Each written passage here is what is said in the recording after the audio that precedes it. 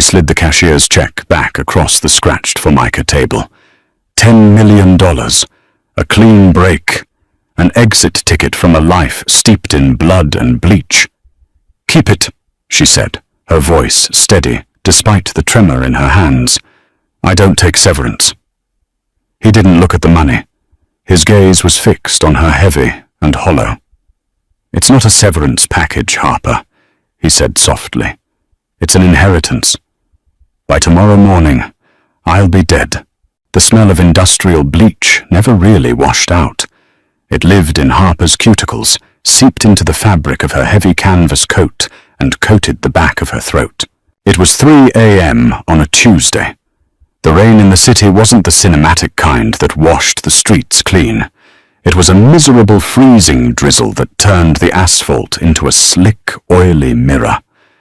Harper sat in the corner booth of a 24-hour diner on the edge of the industrial district, nursing a mug of black coffee that tasted vaguely of burnt copper. Her knuckles were raw. She had spent the last 6 hours scrubbing a botched hit off the hardwood floors of a high-end loft downtown.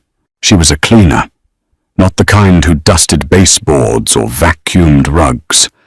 Harper cleaned up the messes left behind by men who solved their problems with hollow-point bullets. She was good at it, discreet, and entirely cynical about the ecosystem of violence she existed in. She didn't pick sides. She just sent the invoices. The bell above the diner door jingled. Harper didn't look up immediately. She was tracing a deep scratch in the formica table with her thumbnail, but she felt the shift in the room's atmospheric pressure. The only other patron, an exhausted truck driver at the counter, suddenly found his hash browns fascinating. The waitress, an older woman named Brenda, who had seen it all silently, took a step back toward the kitchen swinging doors. Harper finally lifted her eyes. Gideon Hale stood in the entryway. He wasn't wearing one of the bespoke Italian suits the local press loved to photograph him in when he stood outside the courthouse. Tonight he wore a dark, heavy wool overcoat, soaked through at the shoulders. Rain dripped from his dark hair, catching the harsh, flickering neon light from the sign in the window. He didn't look like the untouchable boss of the city's most ruthless syndicate. He looked hollowed out. There was a purpling bruise along his jawline, and the knuckles of his right hand were split and weeping blood sluggishly. He spotted her in the corner. He didn't smile. Gideon never smiled. He just walked over his heavy boots, making a dull, wet sound against the linoleum, and slid into the booth opposite her. "You look like hell, Gideon," Harper said. Her voice was flat, devoid of the deference most people offered him. "Rough night," he replied. His voice was a low rumble, worn down at the edges. Brenda appeared, poured a second mug of coffee, without being asked, set it in front of Gideon, and vanished again. Gideon didn't touch it. He sat with his hands resting flat on the table, staring at the dark liquid. Harper watched him carefully. She had known him for 4 years. She had cleaned up after his men patched up his trusted lieutenants when a hospital was out of the question, and over time a strange, unspoken tether had formed between them. It wasn't romance. In Harper's world, romance was a luxury that got people killed. It was a mutual recognition of survival. Two pragmatists standing in the wreckage, acknowledging each other's competence. But tonight was different. The stillness in him was wrong. Gideon was a man of calculated perpetual motion. Even when he was sitting still, you could feel the gears turning, the angles being calculated. Now the machinery felt stopped. "I finished the loft," Harper said, breaking the silence. The carpet had to be ripped out. The blood soaked through the padding to the subfloor. "I hit it with an enzymatic cleaner, but you're going to need to replace the boards before you list the property." "I don't care about the loft," Gideon said. Harper raised an eyebrow. "You cared enough to call me at 9 o'clock on a Monday night." "Things have changed since 9 o'clock. Gideon finally looked up from his coffee. His eyes were dark, bloodshot, and entirely unreadable. He reached inside his wet overcoat and pulled out a manila envelope. It was thick, heavy, and sealed with tape. He set it on the table between them. Harper stared at it. She didn't reach for it. "I already gave your accountant my routing number. You don't need to pay me in cash, Gideon. It's unprofessional." "It's not your invoice," he said. The diner felt suddenly very cold. The ticking of the wall clock above the cash register seemed to grow louder, synchronized with the heavy thud of Harper's heart. She knew that envelope. She knew the weight of it, the implication of it. In their world, a package handed over in the dead of night by the boss himself meant only one thing: an out or an end. "What is it?"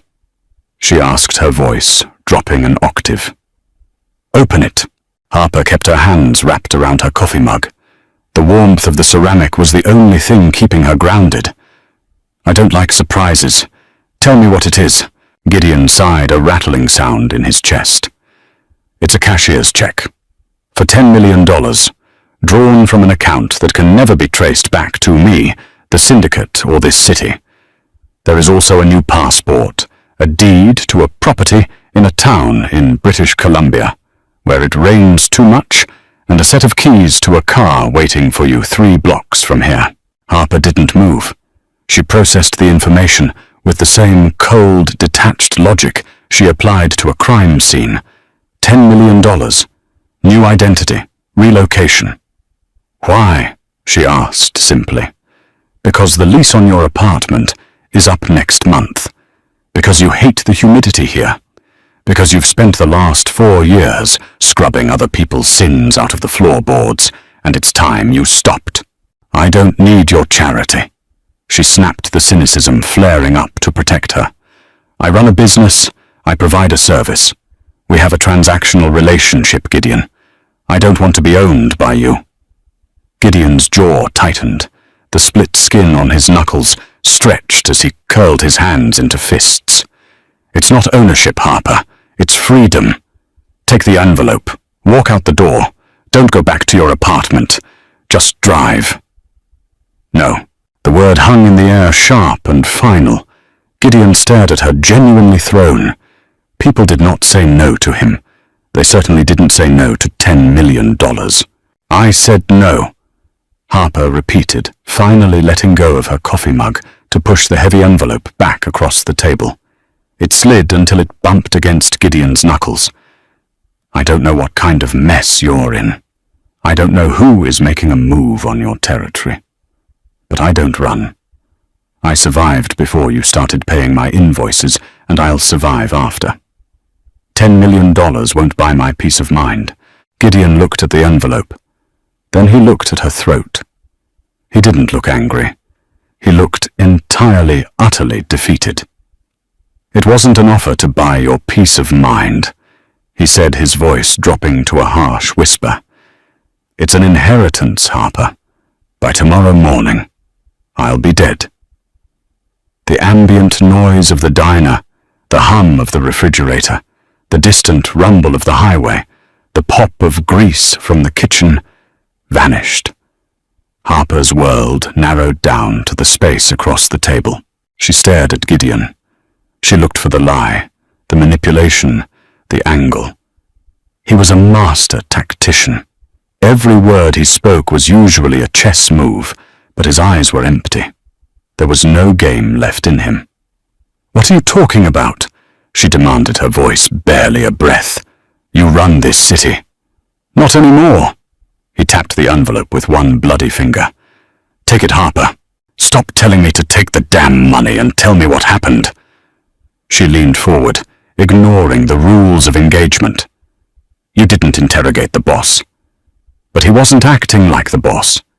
He was acting like a ghost. Gideon leaned his head back against the faux leather booth, closing his eyes. The harsh overhead light highlighted the deep lines of exhaustion carved into his face. "Sullivan," he said. The name tasted like ash. Harper stiffened. The Sullivan family ran the ports on the east side. They had been trying to edge into Gideon's territory for a decade, but Gideon had always outmaneuvered them, keeping them contained with a mix of brutal force and political leverage. "They made a move," Harper asked. "So you hit back? You've gone to war with them before." "It's not a war if your own army opens the gates," Gideon replied without opening his eyes. "My underboss, 2 of my captains, they sold me out." Sullivan offered them a larger cut of the shipping routes. They struck a deal an hour ago at the warehouse district. "How do you know?" Gideon opened his eyes and looked at his hands. "Because I was there.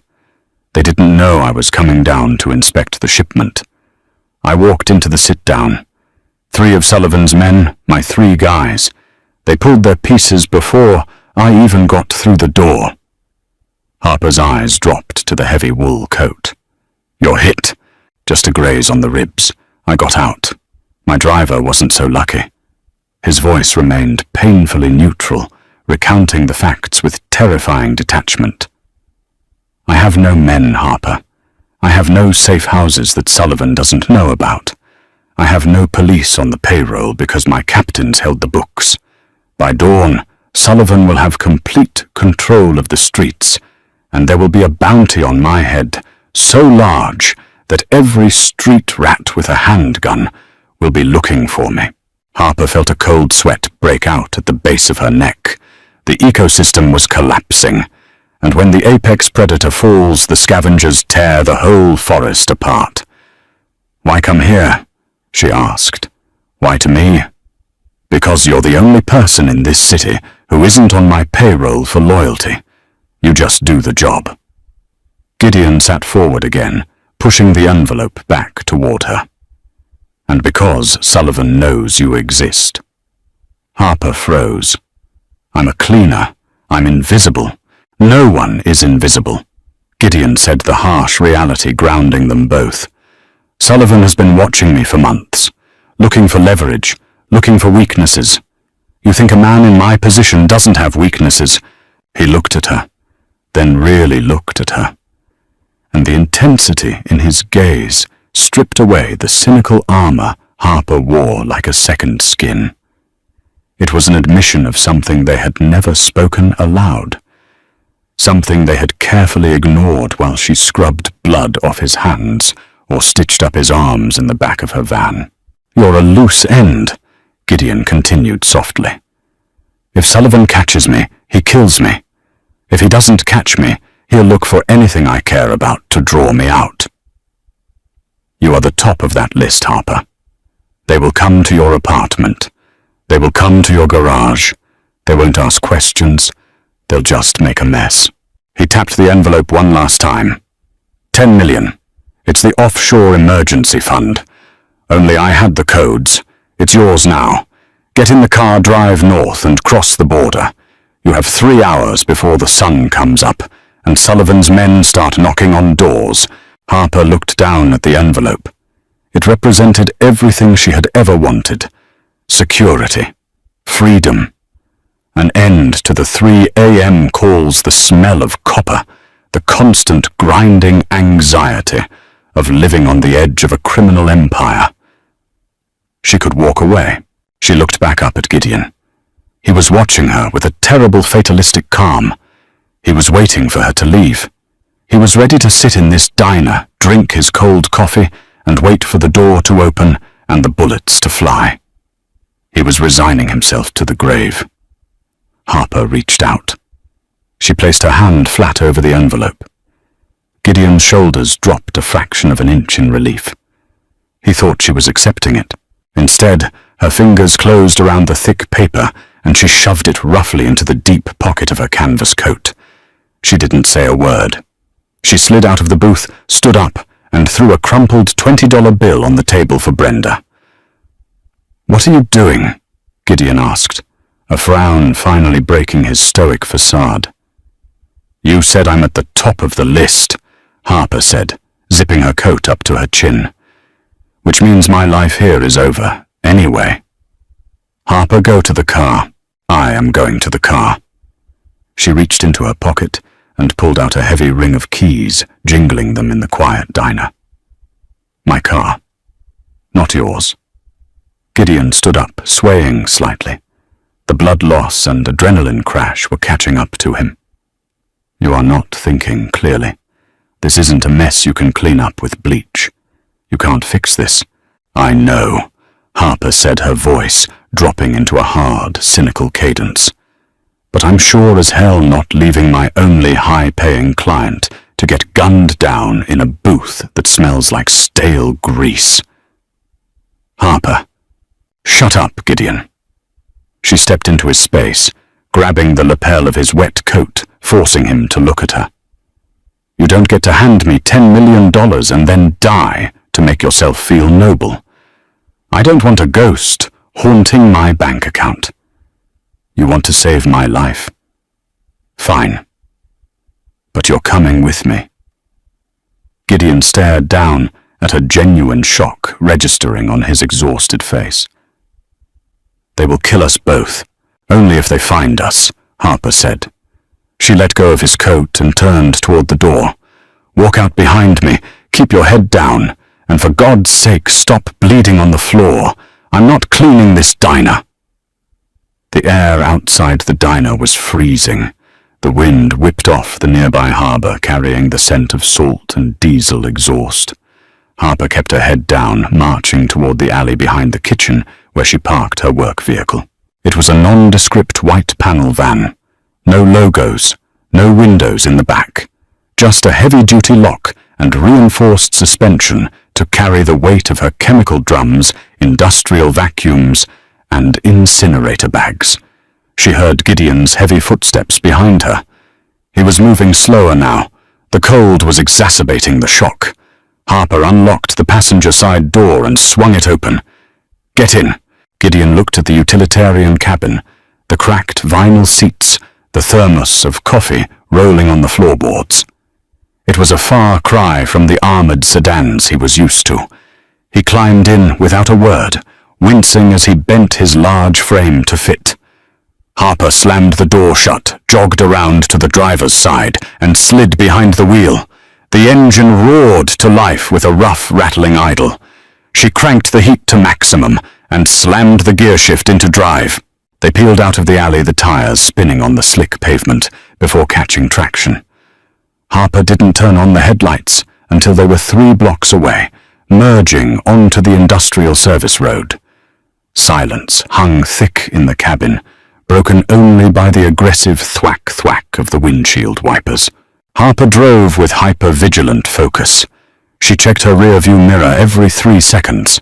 Her mind trained to calculate structural layouts, containment zones, and chemical ratios was now frantically calculating escape routes. Where do you hide the most recognizable man in the criminal underworld when his own empire turns on him? Take the interstate south. Gideon said, his voice weak. He was leaning his head against the cold glass of the passenger window. Get out of the city limits. That's exactly what Sullivan expects you to do. Harper shot back, gripping the steering wheel until her knuckles turned white. He's got the port. He's got the toll roads. If he bought your captains, he bought the cops who patrol the highways out of town. We hit a way station or a speed trap, we're dead. Then where? He asked, eyes closed. We stay in the city. Gideon opened his eyes, turning his head slowly to look at her. Are you insane? By sunrise, 1,000 men will be tearing this city apart looking for me. They'll be looking in your penthouses, your warehouses, the underground clinics. They'll be looking in the places a boss goes to hide. Harper took a hard left, the van protesting violently as they took the corner too fast. They aren't going to look in the places a cleaner goes. Gideon fell silent. He watched her profile illuminated by the passing streetlights. Her jaw was set. Her eyes narrowed. She was terrified, he knew that. Any sane person would be. But she wasn't panicking. She was working the problem. You're throwing your life away, he said softly, the harshness gone from his voice. My life was scrub brushes and crime scenes. Don't flatter yourself by thinking you're taking away a fairy tale. Harper didn't look at him. She couldn't. If she looked at him, she would see the vulnerability, the quiet acceptance of death that terrified her more than Sullivan's men ever could. "Harper." I said, "Shut up, Gideon. I need to think." She navigated through the maze of the city, avoiding main avenues, sticking to the crumbling concrete arteries of the old garment district. She remembered a job from 3 years ago, an old textile mill that had been gutted for renovation. A dispute between contractors had turned ugly. Harper had been called in to clean the basement after a very messy execution. The developer had gone bankrupt a week later, terrified of the syndicate. The building had been sitting abandoned, locked in legal purgatory ever since. No electricity, no running water, but it had heavy steel doors, and the basement was a concrete bunker. Nobody went there, not even squatters. "We need a medical kit," she said abruptly. "You're bleeding on my upholstery."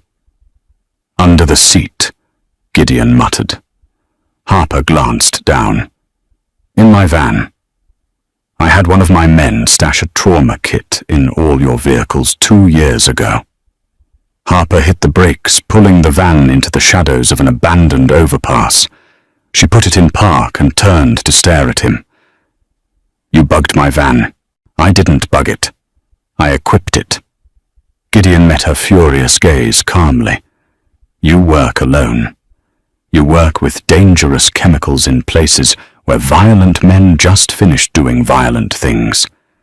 If someone came back to a scene and hurt you, I needed to know you had supplies." Harper's chest tightened. The cynicism she relied on to keep the world at arm's length cracked. He hadn't just been paying her invoices. He had been watching over her. The realization was heavier than the $10 million in her pocket. She reached under the passenger seat. Her fingers brushed against a heavy plastic box clamped to the metal frame. She unlatched it and pulled it out. It was a military-grade trauma kit. Suture kits, quick clot gauze. Morphine auto-injectors, saline. "Take off the coat." She ordered, her voice trembling just enough to betray her. Gideon didn't argue. He moved stiffly, peeling the heavy soaked wool off his shoulders. Underneath his white button-down shirt was ruined, stuck to his left side with dark, drying blood. Harper flicked on the small dome light. The yellow glow cast long shadows in the van. She grabbed a pair of trauma shears from the kit and cut the fabric away from his side. The wound was ugly. The bullet had torn a groove along his ribs, carving through muscle but missing the bone. It was still bleeding sluggishly. "It needs to be packed and stitched, but I can't do it here. We're too exposed," she said, her hands moving with practiced efficiency as she ripped open a package of quick clot gauze. "Hold this." She pressed the gauze against the wound. Gideon hissed his hand, coming down to cover hers, holding the pressure. His fingers were freezing. "We're going to an old textile mill on 4th and Mercer," Harper said, keeping her eyes focused on the wound, acutely aware of the warmth of his hand over hers. "It's abandoned. I can patch you up there. Then we figure out how to get you out of the city." "Not me," Gideon corrected quietly. "Us." Harper finally looked up. His face was mere inches from hers in the cramped cabin. The mask of the ruthless boss was entirely gone. He was just a man bleeding in the dark, tethering his survival to the only person who refused to let him go. "Yeah," Harper whispered, swallowing hard.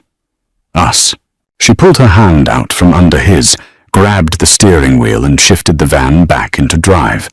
The night was far from over, and the predators were already hunting. But Harper Hayes didn't run from a mess. She cleaned it up. The old textile mill on 4th and Mercer loomed against the night sky like a rotting tooth. It was a massive brick structure, its windows long since shattered the jagged glass, framing absolute darkness. The surrounding block was a graveyard of failed gentrification, empty lots, chained link fences, and silence. Harper cut the van's headlights a block away. She guided the heavy vehicle through a rusted half-open gate and down a weed-choked ramp into the subterranean loading dock. The tires crunched over broken glass and loose gravel. She parked deep in the shadows of the concrete overhang, killed the engine, and let the silence crash over them. "Can you walk?" she asked, unbuckling her seatbelt.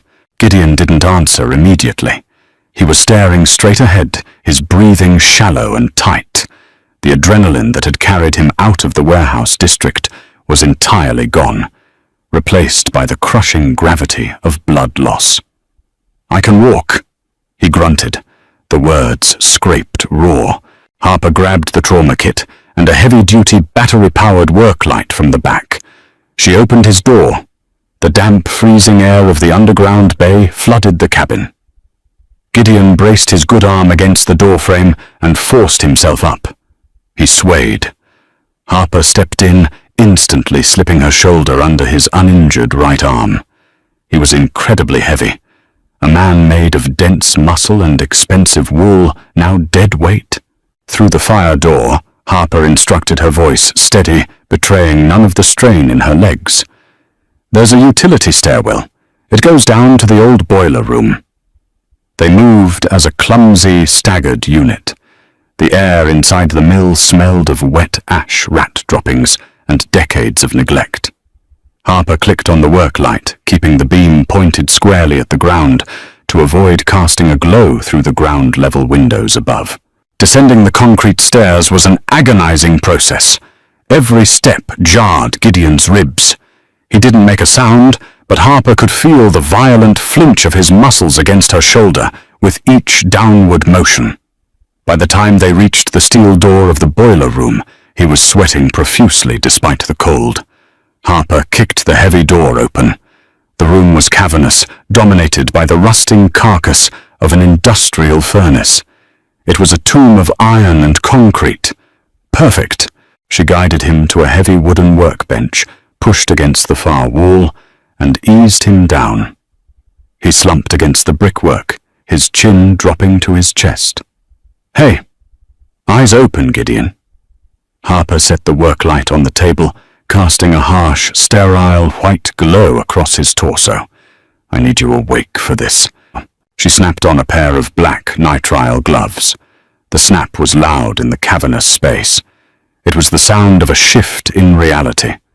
Harper was no longer the reluctant getaway driver. She was in her element. She was the cleaner. She pulled the remnants of his ruined shirt away from the wound. The quick clot gauze had done its job, turning the blood into a thick, gelatinous mass, but the laceration was deep. The bullet had ripped a jagged trench through the flesh. "This is going to suck," she said, pulling a bottle of saline and a bundle of sterile wipes from the kit. "Do it," he breathed. Harper didn't hesitate. She flushed the wound with saline. The cold liquid washed away the crimson, revealing the ragged edges of torn muscle. Gideon's jaw clamped shut so hard, Harper heard his teeth grind. His hands gripped the edge of the wooden bench until the wood splintered beneath his fingers. She worked with clinical detached precision. It was the only way she knew how to handle violence. If she thought of it as a man bleeding on a table, she would shake. So she thought of it as a stain, a structural deficit, a problem requiring a methodical solution. "Lidocaine," she muttered, snapping the cap off a small vial and drawing the clear liquid into a syringe. She injected the local anesthetic around the margins of the wound in 4 quick, precise jabs. They waited in silence for 2 minutes. The only sound was the distant dripping of water somewhere in the darkness. "Ready?" she asked. Gideon gave a tight nod. Harper threaded a curved suture needle. "Sullivan," she said, her voice dropping into a conversational tone, a deliberate tactic to keep his brain occupied. "You said he bought your captains. Who?"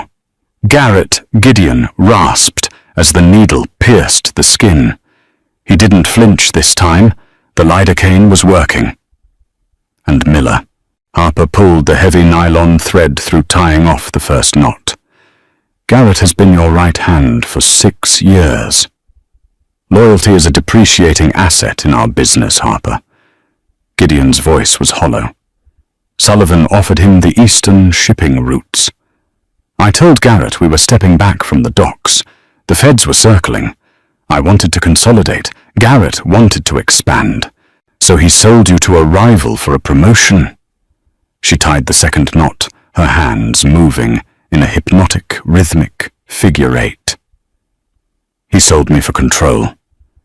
Gideon finally lifted his head, turning his dark eyes to watch her work. The harsh light threw sharp shadows across the planes of his face, accentuating the brutal exhaustion there. I built the syndicate on order. Discipline. Garrett thrives on chaos. He thinks my rules made us weak. He thinks we left money on the table. And you? She asked, snipping the thread and moving to the next section of torn flesh. I think money on the table is better than a bullet in the chest. Harper let out a humorless breath that was almost a laugh. Clearly Garrett disagrees. She tied the final knot, wiped the area down with an iodine swab, and taped a heavy gauze pad over the neat row of stitches. She stepped back, peeling the bloody black gloves off her hands, and tossing them into a hazardous waste bag she had pulled from the kit. "It's closed," she said, leaning against the cold brick wall opposite him. "You're going to have a scar, and it's going to hurt like hell to breathe for a month, but you aren't going to bleed to death in this basement." Gideon looked down at the bandage, then up at her. "Thank you." The sincerity in those two words felt heavier than the silence in the room. Harper crossed her arms, suddenly acutely aware of how cold it was, and how small the distance between them had become. Time in the bunker lost its meaning. There were no windows to mark the passing of the night, only the steady, relentless drain of the worklight's battery. Harper had pulled a thick mylar emergency blanket from her kit and draped it over Gideon's shoulders to ward off shock. He sat on the edge of the workbench, staring at the concrete floor. The silver foil caught the fading light, making him look like a broken king wrapped in cheap armor. Harper sat on an overturned chemical bucket. A few feet away, a thermos of lukewarm black coffee between her hands. "Why didn't you take it?" Gideon's voice broke the silence. It was stronger now, the edge of imminent death, retreating, replaced by a quiet, searching curiosity. Harper didn't look up from her coffee. She knew exactly what he was asking. The envelope was a physical weight in the deep pocket of her coat. $10 million. A phantom ticket to a phantom life. "I told you," she said, her tone defensive. "I don't take severance." "Don't lie to me, Harper. Not down here." She finally lifted her head. The cynic in her wanted to deflect, to throw up a wall of sarcasm. It was how she survived. It was how she handled the blood, the bone fragments, the weeping mothers she occasionally had to step around in the aftermath of Gideon's world. But looking at him now, stripped of his suits, his soldiers, his untouchable aura, the sarcasm felt cheap. "Because it was a trap," she said quietly. Gideon frowned. "The money is clean. The accounts are completely insulated. Not the money." She snapped a sudden surge of frustration, breaking through her calm veneer. "The gesture. You hand me $10 million and a death sentence in the same breath. You wanted me to drive away and build a life in some rainy town completely funded by a dead man. You wanted me to be your legacy, Gideon. I refuse." Gideon stared at her. The accusation hung in the damp air. He didn't deny it. "I've spent 4 years erasing the things you and your men leave behind," Harper continued, her voice rising in the echoing space. "I erase the mistakes. I scrub the violence out of the floorboards so you can all pretend it never happened. I am the physical embodiment of a clean slate." She set the thermos down with a sharp thud. "But you can't bleach a conscience, and I'm not going to carry yours for the rest of my life." Gideon reached up and rubbed a tired hand over his face. "I wasn't trying to buy absolution." "Then what were you doing?" I was trying to make sure the one good thing that came out of my miserable empire survived its collapse. The words hit Harper like a physical blow. The air in the boiler room seemed to thin out. She stared at him, searching his exhausted face for manipulation. But there was only a bleak, naked honesty. In their 4 years of transactional interactions, they had never crossed the line. He was the boss. She was the contractor. He gave the address. She sent the invoice.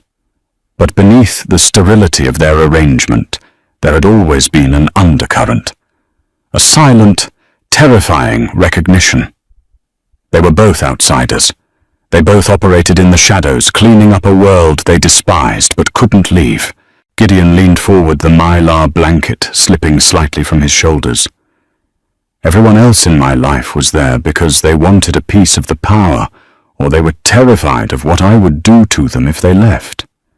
You were the only one who looked at me and just saw the mess, and you were the only one who knew how to clean it up. He paused, his dark eyes locking onto hers. When I realized Garrett had turned when the guns came out at the warehouse, I didn't think about my territory. I didn't think about my accounts. I thought about you. I thought about Sullivan finding out who pays your invoices. I couldn't let him use you to get to me, and I couldn't let you die because of my failure. Harper's throat was agonizingly tight. She reached into her pocket, her fingers brushing the thick edge of the manila envelope.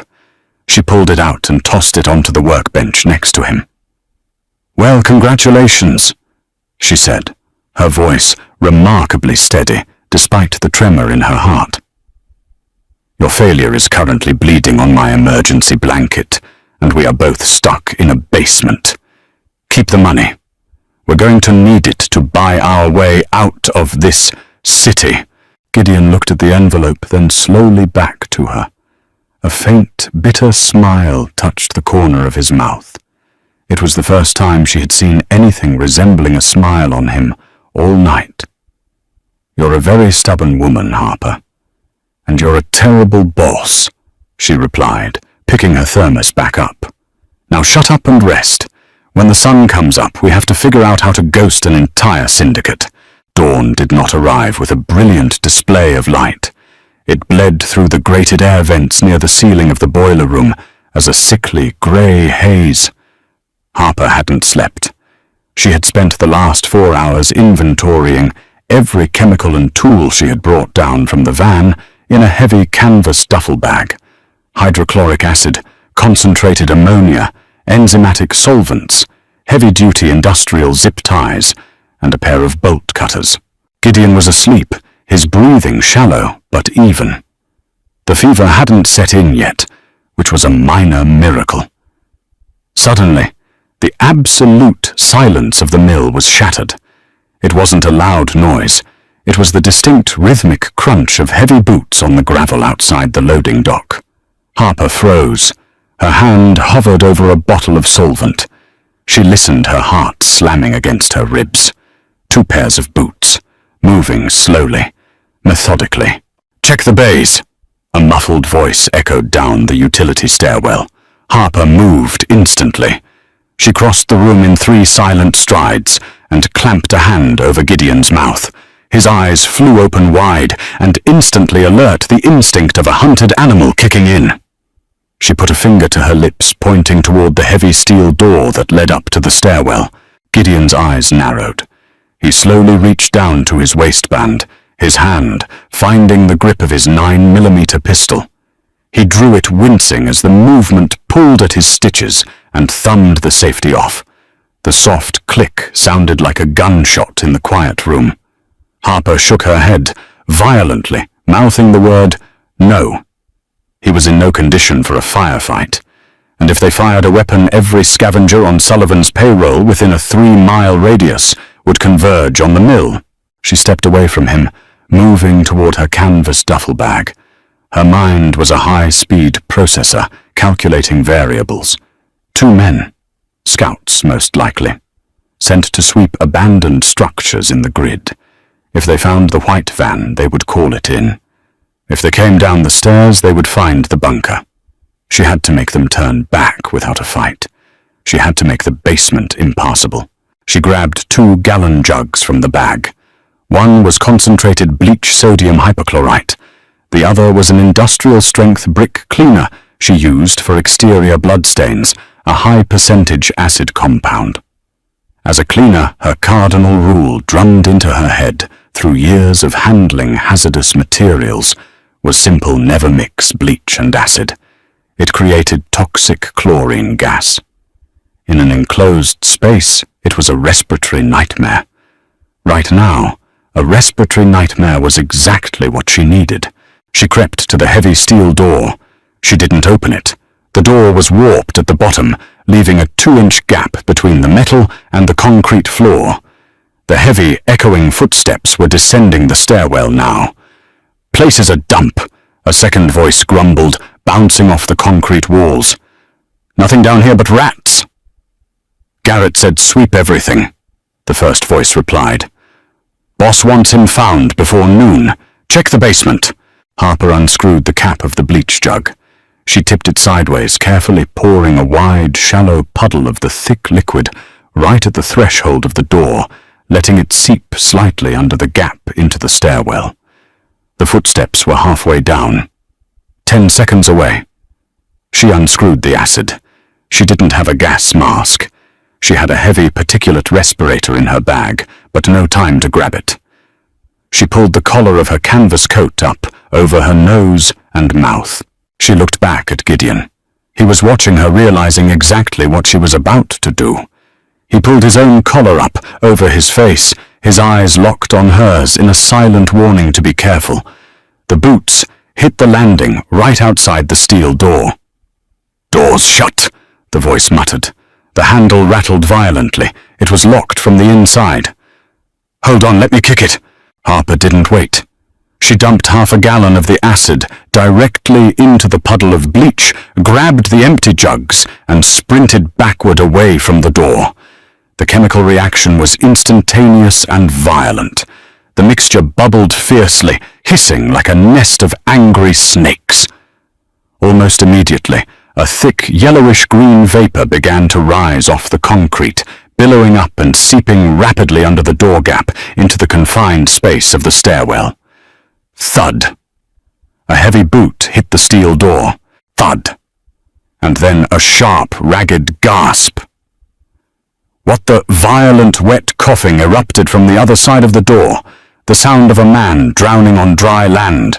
The chlorine gas was heavier than air pooling at the bottom of the stairwell, filling their lungs with corrosive vapor the moment they took a breath. "Gas!" The first man choked out his voice, pitched high in absolute panic. "It's a meth lab. It's a chemical dump run." More violent coughing, followed by the frantic scrambling sound of boots slipping on concrete as the 2 men fought their way blindly back up the stairs. The door handle was forgotten. Harper stood 20 feet away, pressing her coat tightly against her face. The vapor was beginning to seep under the door into the boiler room, carrying the sharp, acidic burn of chlorine. It stung her eyes, making them water instantly. She ran to the workbench, grabbing her respirator mask from the duffel bag, and tossed another one to Gideon. He caught it with his good hand and strapped it over his face. They stood in the dim light of the dying work lamp, listening. Above them, a vehicle engine roared to life in the loading dock. Tires squealed on the pavement, fading rapidly into the distance. They had run. Harper pulled the respirator away from her face, just enough to take a shallow breath of the untainted air higher up in the room. Her hands were shaking violently now. The adrenaline crash had hit her. She had just used her cleaning supplies as a chemical weapon against armed men. Gideon lowered his gun, letting it rest on his thigh. He pulled his mask down his chest, heaving as he breathed through the pain in his ribs. He looked at the bubbling, toxic puddle seeping under the door. And then he looked at Harper. The untouchable syndicate boss stared at the exhausted, terrified cleaner in the canvas coat, a newfound, profound respect burning in his eyes. "Remind me." Gideon rasped his voice, muffled in the vast, echoing room. To never ever negotiate the price of your invoices again. The chlorine gas took 2 hours to fully dissipate, pulled sluggishly upward by the draft in the rusted air vents. Harper and Gideon sat in the dim, toxic silence, the heavy rubber respirators strapped to their faces, listening to the agonizingly slow drip of condensation. When Harper finally pulled her mask down, the air was harsh and smelled of swimming pools and copper, but it was breathable. Gideon lowered his own mask. His skin had taken on a greyish pallor in the harsh, fading light of the battery lamp. The adrenaline from the near miss had burned off, leaving behind a profound physical exhaustion. "They'll be back," Harper said, her voice flat, breaking the long silence. She stood up and began packing her supplies back into the canvas duffel bag. She didn't touch the door. They ran because they thought it was a trap, a meth lab booby trap. But they'll report it to Garrett. Garrett is smart enough to know you don't run a city by being afraid of chemicals. He'll send a crew with masks and assault rifles. We have an hour, maybe 2. Gideon agreed, his head resting against the brick wall. We can't stay here, but we can't drive out. Every toll booth, every way station, every county line is being watched by cops Garrett bought with Sullivan's money. Harper zipped the bag shut. You ran this city for 10 years, Gideon. Are you telling me you don't have a back door? You didn't keep a contingency plan for a total collapse? I had a dozen contingency plans. He said the words heavy and deliberate. Garrett knew 11 of them. That's why my driver is dead and I'm bleeding on a workbench. What about the 12th? Gideon closed his eyes. For a long moment, the only sound was the raspy, wet catch of his breathing. When he opened them, the calculating cold light of the syndicate boss had returned, cutting through the pain. The 12th isn't a route out. It's a dead man's switch, he said. It's a ledger, not a physical book, a solid-state drive. It contains every wire transfer, every offshore account, every bribe I've ever paid to a judge, a district attorney, or a police captain in this state. It is enough federal evidence to put half the city's infrastructure in a maximum security prison for the rest of their natural lives. Harper stopped moving. The weight of what he was saying settled over the freezing room. You blackmail the cops into letting us through the blockade. I don't blackmail them, Gideon corrected softly. I detonate their careers. If I call the police commissioner and tell him that Drive is on its way to the FBI field office unless the southbound interstate is cleared of all patrols for 60 minutes, he will clear it. He'll personally direct the traffic away. Where is it? A 24-hour laundromat on 118th and Cole, down in the Narrows. Harper frowned. The Narrows was a crumbling district of tenements and payday lenders. Why there? Because nobody looks twice at a broken washing machine in a neighborhood where nothing works. Gideon shifted, wincing as the stitches pulled taut across his ribs. Machine number 12. It's been out of order for 5 years. The drive is taped to the inside of the coin mechanism housing. The key to open the panel is on my keyring. He reached into his pocket with his good hand, tossing a heavy ring of keys onto the workbench. It slid and hit Harper's thermos. I can't go, Gideon said, stating the brutal, obvious fact. I can barely stand, and every scavenger with a gun is looking for my face. If I step out of this building, I'm dead in 10 minutes. Harper looked at the keys. Then she looked at the heavy steel door. I have to go alone, she said. It wasn't a question. Yes. Gideon watched her, his expression tightening. It's a 3-mile walk. You can't take the van. If they have the plate number, it's a beacon. You go in, you get the drive, you come back. If you run into Sullivan's men, you do not fight. You run. Harper picked up the keys. They were cold metal against her raw knuckles. She felt the sickening, familiar swoop of adrenaline in her stomach. She was a cleaner, She operated in the aftermath of violence. She did not operate on the front lines. "If I don't come back," she said quietly, slipping the keys into her coat pocket. "What do you do?" Gideon didn't look away. "I bleed out in a basement, and Garrett takes the city." He reached out, his bloody, bruised fingers gently catching her wrist. The contact was startlingly warm in the freezing room. "Come back, Harper." She looked down at his hand, then up at his exhausted, bruised face. There were no promises in this world, but there was survival. And right now their survival was intertwined so tightly she couldn't tell where his ended and hers began. "Don't die while I'm gone," she said, her voice a rough whisper.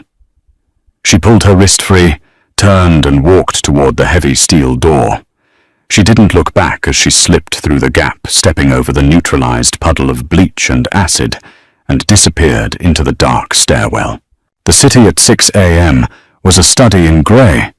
The rain had stopped, leaving a heavy oppressive fog rolling off the harbour and choking the narrow streets. Harper walked with her head down, the collar of her canvas coat turned up against the biting wind. She didn't skulk in the shadows. That was how you got noticed. She walked with the tired, heavy-footed trudge of a third-shift worker heading home to a cold apartment. She kept her hands buried deep in her pockets, her right hand gripped tightly around a heavy steel wrench she had pulled from her van. The Narrows looked exactly as Gideon had described. Broken streetlights boarded up storefronts and the oppressive silence of poverty. She saw the patrol cars before they saw her. Two black and white cruisers crawling down Cole Street at a predatory speed. They weren't running their sirens. They were hunting. Harper didn't break her stride.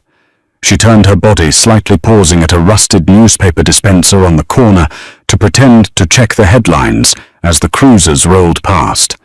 She could feel the heat of the exhaust. She saw the silhouettes of the cops inside men on Garrett's new payroll looking for a wounded king and a white van. The tail lights faded into the fog. Harper let out a breath she didn't realize she was holding and crossed the street. The laundromat was a depressing box of flickering fluorescent lights and cracked linoleum. The glass on the front window was etched with years of graffiti. Inside, the air was thick with the smell of cheap detergent and damp lint. There were two people inside, an old woman asleep in a plastic chair near the dryers, and a man in a heavy, puffy jacket leaning against the change machine staring at a phone. Harper walked in. The bell above the door jingled sharply. The man at the change machine looked up. He was young, his face scarred with bad acne, his eyes sharp and entirely too awake for a Tuesday morning. He had the unmistakable twitchy energy of a street-level enforcer, one of Sullivan's lookouts. Harper's heart hammered against her ribs like a trapped engine. She ignored him. She kept her face blank, adopting the detached, annoyed expression of a woman who just wanted to wash her clothes. She walked past him, her boots squeaking on the wet linoleum, and headed down the aisle of washing machines. Number 8. Number 10. Number 12. It sat at the end of the row, a faded, out-of-order sign taped over the glass. Harper stood in front of it. She could feel the enforcer watching her back. The hairs on her neck stood up. She slid her hand into her pocket, finding Gideon's keys. She selected the small cylindrical lock key by touch. "Hey!" The voice was harsh, cutting through the hum of the working machines. Harper didn't turn around immediately. She let a second pass, establishing annoyance rather than fear before looking over her shoulder. The man had pushed off the change machine. He was walking down the aisle toward her. His right hand was tucked suspiciously into the oversized pocket of his jacket. "Machines are broken on that side, lady," he said, stopping 5 feet away. He was looking at her coat, at the stains on the canvas. "I know," Harper said, keeping her voice flat, devoid of a tremor. "I'm the repair tech." The man frowned, looking her up and down. "At 6 in the morning, Corporate routes the tickets at midnight. I just drive the van. She leaned against machine 12, blocking his view of the coin slot.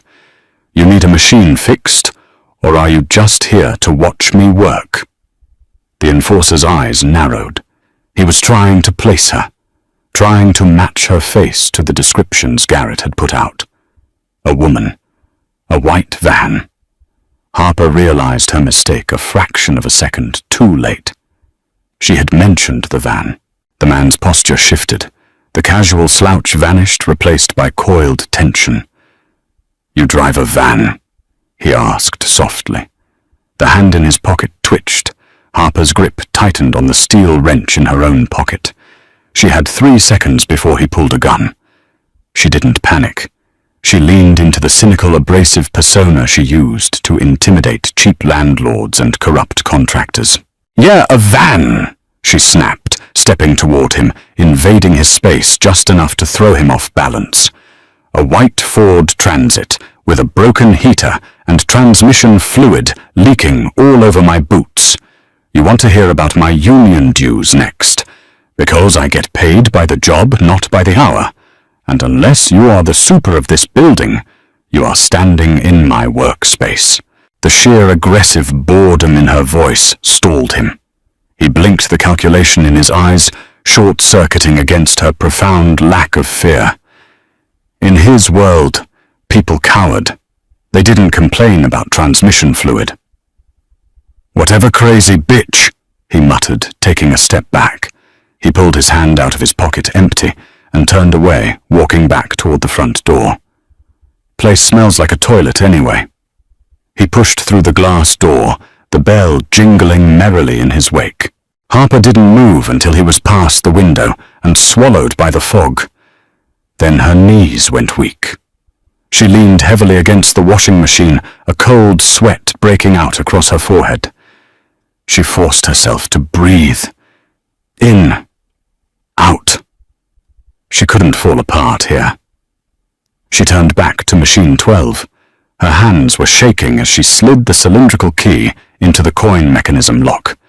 It turned with a satisfying, heavy click. She pulled the metal housing open. It was dark inside, smelling of old grease and dust. She reached her fingers into the cavity, feeling along the top edge of the metal casing. Her fingers brushed against something hard. Duct tape. She peeled the tape back and pulled out a small, heavy object wrapped in plastic. A black, encrypted, solid-state drive, the size of a matchbox, the sum total of a criminal empire's secrets. Harper shoved it deep into her pocket, alongside the keys. She pushed the coin housing shut, locked it, and walked out of the laundromat. She didn't look at the old woman sleeping in the chair. She didn't look at the fog outside. She just put her head down and started the long, brutal walk back to the mill. Gideon was exactly where she left him, but he looked worse. The mylar blanket had slipped to the floor. He was leaning heavily against the brick wall, his eyes closed, his breathing shallow and rapid. A thin sheen of sweat coated his face. The infection wasn't setting in yet, but the blood loss was dragging him under. Harper slammed the heavy steel door shut behind her and threw the deadbolt. The metallic clash echoed like a gunshot in the basement. Gideon's eyes snapped open. He reached instinctively for the gun on his thigh, his movements sluggish and uncoordinated. "It's me," Harper said, dropping her canvas bag onto the concrete. She walked straight to the workbench and slammed the small plastic-wrapped drive onto the wood in front of him. "I got it." Gideon stared at the black rectangle. A profound, shuddering breath left his chest. The tension that had been holding his spine rigid seemed to snap. "You're alive." "I lied to a man who had his hand on a gun," Harper said, her voice shaking with the residual adrenaline. She braced her hands on the edge of the workbench, leaning over the drive. "I don't ever want to do that again. Make the call, Gideon. Get us out of this city." Gideon nodded slowly. He reached into his trouser pocket and pulled out a heavy, blocky satellite phone. It was completely untraceable, bouncing signals off relays in 3 different countries. He didn't need to look up a number.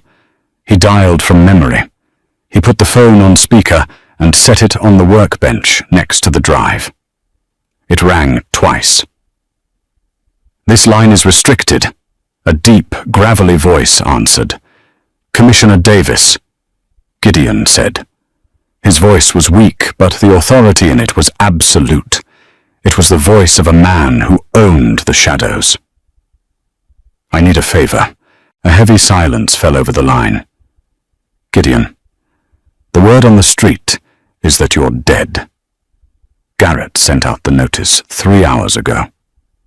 "Garrett is premature," Gideon replied, resting his hand on the workbench to steady himself.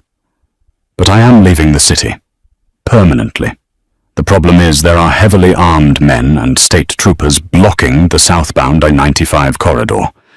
I need the way station at mile marker 42 cleared, and I need the state police to stand down for the next hour." "You have nothing left to negotiate with, Gideon," the commissioner said, his tone shifting into something cold and dismissive. "Garrett holds the accounts now. He holds the routing numbers. You are a ghost, asking for a toll."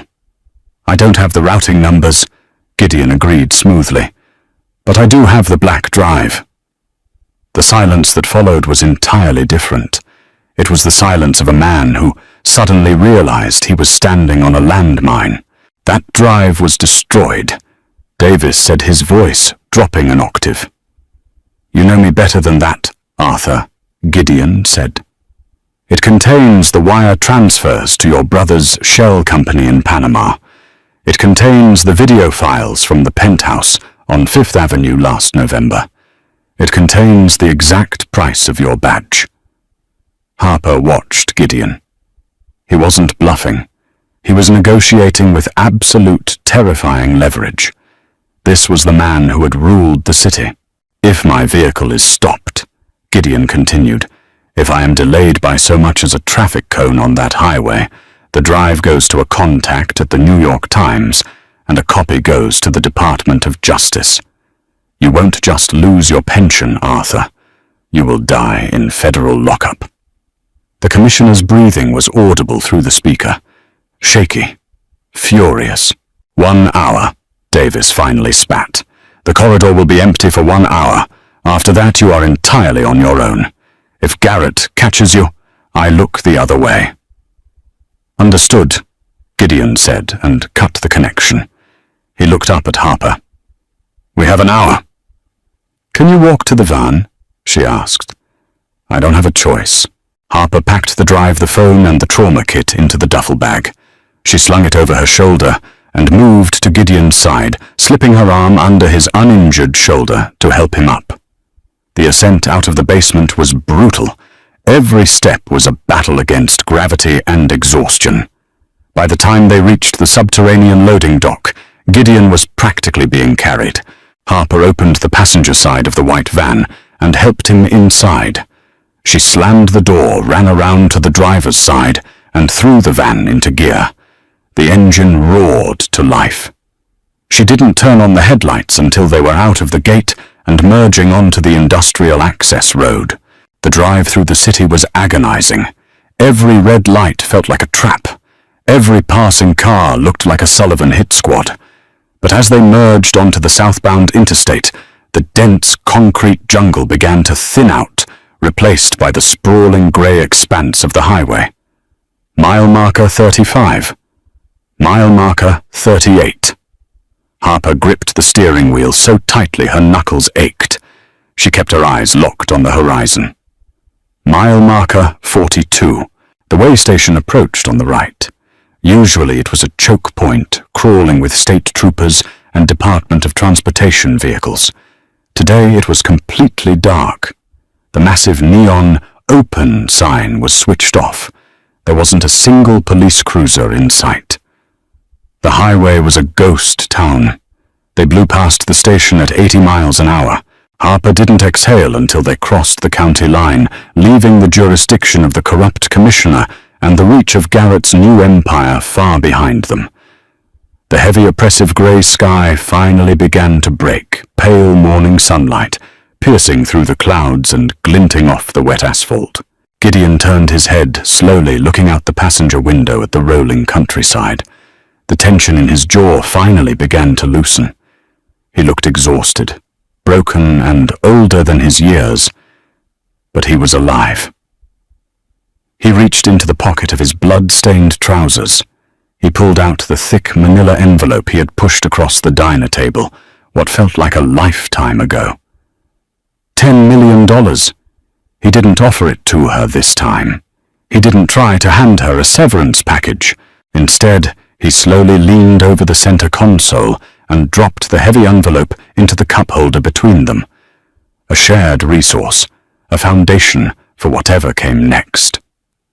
"Where are we going?" he asked softly, the gravelly rumble of his voice stripped of all authority, leaving only trust. Harper glanced at the envelope, then at the man sitting beside her. The smell of bleach and copper was finally beginning to fade, replaced by the scent of rain and cold morning air. She didn't know what the future held. She didn't know if they would ever truly be free of the shadows they carried. But as she pressed the accelerator down, putting another mile between them and the city of the dead, she realized she didn't care. "I know a place in British Columbia," Harper said, a faint, genuine smile finally touching the corners of her mouth. "I hear it rains a lot, but the floors are clean. That's the end of Harper and Gideon's escape. A cleaner and a fallen king trading an empire of blood for a rainy highway and a shared $10 million. No fairy dust, no instant fixes, just survival stitches and a clean slate. Drop a comment below with your favorite moment, especially if you loved Harper's bleach and acid trick in the basement. If you want more gritty, grounded romance stories where characters actually have to work for their survival, hit that like button, share this video, and subscribe to the channel. Stick around because the next story is even darker.